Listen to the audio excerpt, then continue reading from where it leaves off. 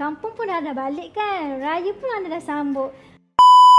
Mesti banyak pembelajar yang keluar masa nak sambut raya kan. Dan sekarang mesti ada terfikir-fikir, terpening-pening macam mana nak cari sub account untuk anda jana pendapatan. Perfume yang mendapat permintaan ramai customer dan menjadi kegilaan ramai customer dekat Encash adalah perfume yang besar 10ml.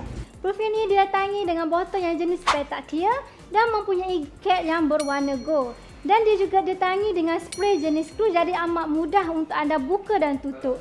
Minimum borong hanyalah 10 botol sahaja dengan bermodalkan serendah RM50 dan anda akan mendapat keuntungan berkali ganda. Dan tak lupa juga dekat Encash kami juga menawarkan pakej jenama anda sendiri. Perfume yang besar 10ml dengan minimum order hanyalah 150 botol dan bermodalkan RM675 sahaja. Apa yang anda akan dapat?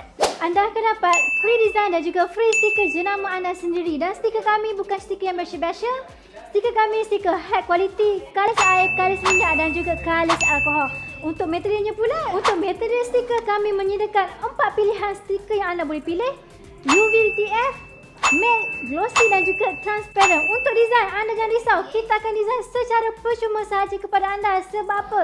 Sebab dekat Encash kami mempunyai 3 orang designer yang mempunyai pengalaman dalam bidang design. Untuk pilihan wangian macam mana pula? Jangan risau. Dekat Encash kita menyediakan pelbagai pilihan sebanyak 750 pilihan wangian yang anda boleh pilih mengikut keselesaan anda, kesesuaian anda. Parti kami pula daripada Swiss dan juga France. Untuk kadar tahanannya pula, jangan risau. Dekat Encash perfume kami tahan sehingga 8 hingga 12 jam mengikut jenis wangian dan juga cara penggunaan anda. Jadi anda tunggu apa lagi? Jom sama-sama kita jana pendapatan dengan Encash Perfume Maker. Anda boleh saja walk in ke Encash Perfume atau boleh klik link di bio saya atau mana-mana things yang ada dekat Encash Perfume. Kalau video ni lalu anda punya FYP, anda jangan lupa repost untuk bagi info kepada kenalan yang lain. Dan juga jangan lupa dengan tagline kami, ketahanan dan keharuman wangi anda, keutamaan kami, ingat tagline kami, ingat Encash Perfume. Bye-bye.